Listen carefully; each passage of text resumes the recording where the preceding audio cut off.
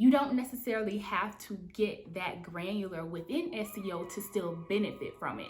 There are things that are not as deep that you can still apply and see results from. So instead of going to like level 5 of 5, you can go to level 2 of 5 and you can still see results from that. What's up, fam? It's time to go. We about to talk about SEO.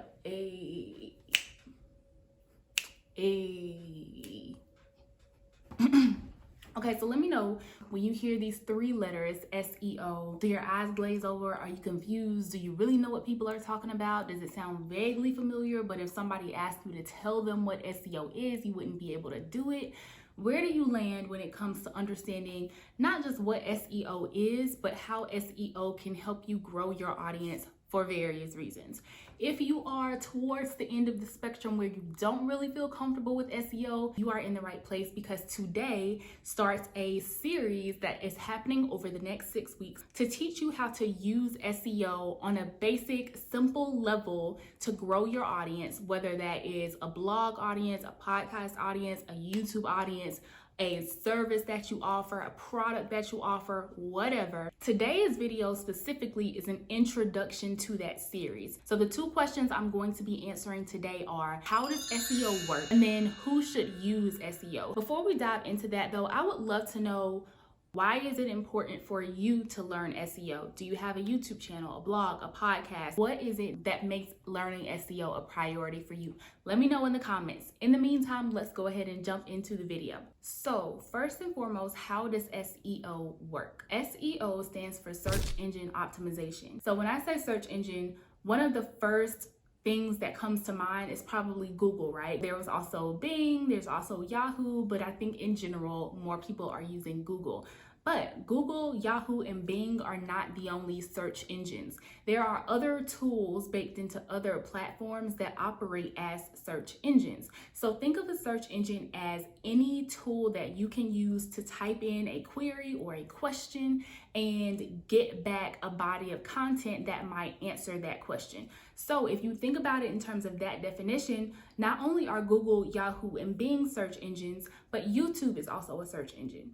Pinterest is also a search engine. You get what I'm saying? Because you can go to you can go to YouTube and say, I want to learn more about how to make a cake, and you're going to get articles and videos and images that show you how to make a cake. That's because they are all search engines, and they are designed for you to tell the engine what you want to know and them to spit back out a whole bunch of content that could possibly answer your question.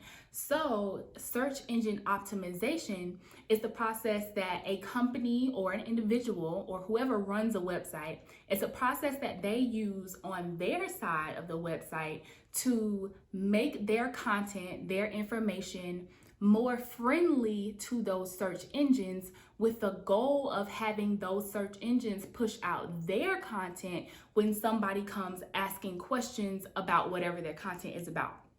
So let me simplify that for you. If you have a question about how to bake a cake, then you go to Google and you type in how to bake a cake.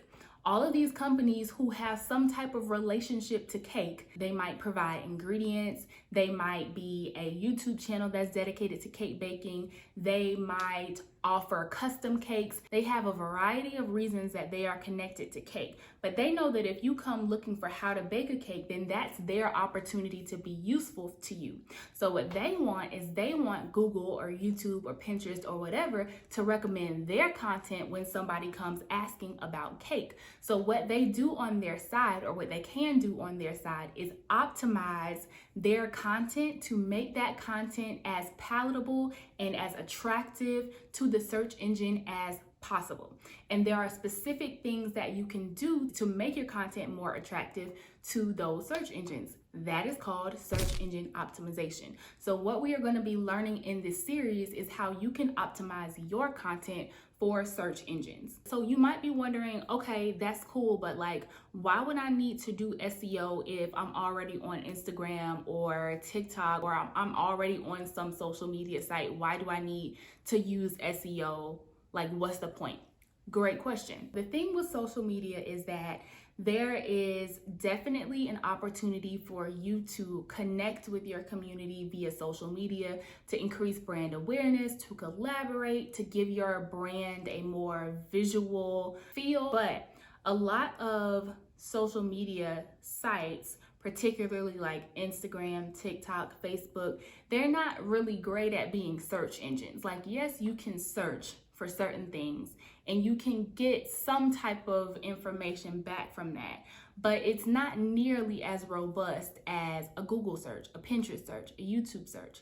Because if you go to Instagram and you type in how to bake a cake, I don't know what it's gonna give you. You know what I'm saying? It's gonna give you some accounts that are called how to bake a cake or something like that. You're not gonna actually get the content, the information that you are looking for, not necessarily. You are much more likely to be able to do that if you're using a dedicated search engine. And so that's why search engine optimization becomes so important, because it's a great way to grow your audience. You know, just based on your own life, how often you go to Google searching for stuff, right? If you can position your brand to be in a place to provide answers to those questions, then that is going to help you get your brand in front of more people and thereby grow your audience. It's a way to organically, meaning for free, draw people into your brand, to your service, to your product, to your company. It helps to increase your brand awareness, all kinds of things. So don't sleep on SEO. SEO is very helpful in addition to whatever other things you might have going on social media or other marketing efforts you might be involved in. So that brings me to the second component of this video, which is who should be using SEO. You might want to know, like, do I really need to be doing that? Is that really something that's important for me? That's a great question. It's going to depend on what your priorities are in your business, what current marketing efforts you have going on, what bandwidth capacity you have to even engage in SEO. I want to offer a caveat up front though. I think there is a misconception that SEO is like this super complicated, intimidating, overwhelming concept that is really time consuming to apply and learn. And that can be true. If you are really trying to get down and dirty, like into the nitty gritty of SEO, it's a lot. It's a lot. But you don't necessarily have to get that granular within SEO to still benefit from it. There are things that are not as deep that you can still apply and see results from. So instead of going to like level 5 of 5, you can go to level 2 of 5 and you can still see results from that. So that is what I'm gonna try to be helping y'all to learn and apply. It's the level 1, the level 2 stuff. We're not gonna worry about levels 3 through 5 because that's getting real complicated. And if you are interested in getting that much more granular, then you need to take a course or you need to hire somebody who can help you do that. You know what I'm saying? Like, with that being said, who should be using SEO, in my opinion, honestly, is anyone who is looking to grow their audience for whatever reason. So I don't care if you're trying to grow your audience for a YouTube channel, a podcast, a blog, a service, a product, a whatever. SEO can benefit you and can help you in the process of growing your audience. Now, it's going to be harder to use SEO if the content that you create is not super specific. And let me tell you why. If I am interested in applying for a new job, I'm probably gonna go to Google and I might be looking up how to write a resume. You can imagine how to write a resume. A lot of websites are gonna have generic information about how to write a resume, right? But if I want to know how to create a resume for a managerial position in healthcare, less search results are probably going to come up because that's a more specific question.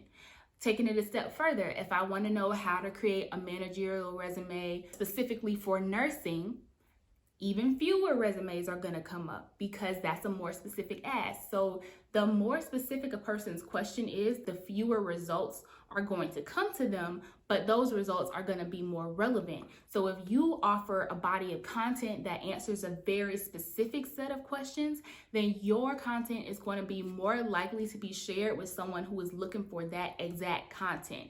Whereas if you have content that is very generic, think how to write a resume, you are competing with a whole lot of other people who are talking about writing resumes. And so your content is competing with that content through the search engines, and you don't have as great of a chance at standing out. Can you still stand out? Sure, in a way, depending on the platform, depending on how good your content is, depending on a lot of stuff.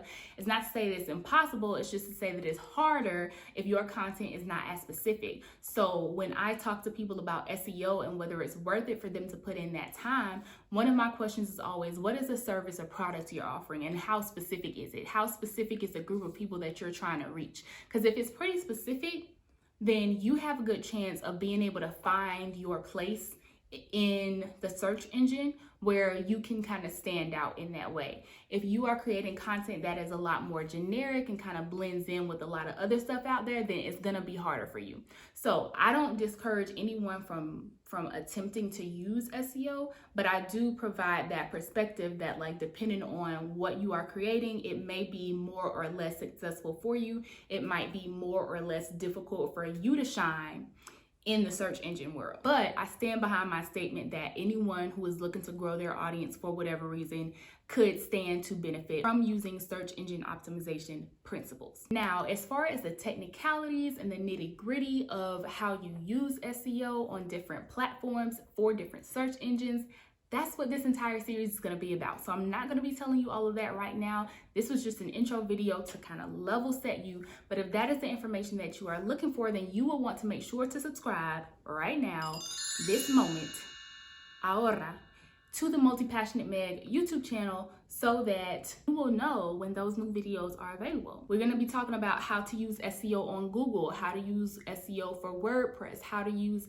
SEO for YouTube, like if you want your videos to rank on YouTube. We're gonna be talking about keyword research and tools that can help you with that, processes you can follow to use SEO to help you grow your audience. The way that I was first introduced to SEO was through my podcast, which started as a blog, The Lazy Millennial Lounge. I knew that there were a lot of people out there who were multi-passionate and felt like they didn't just have one true calling in life.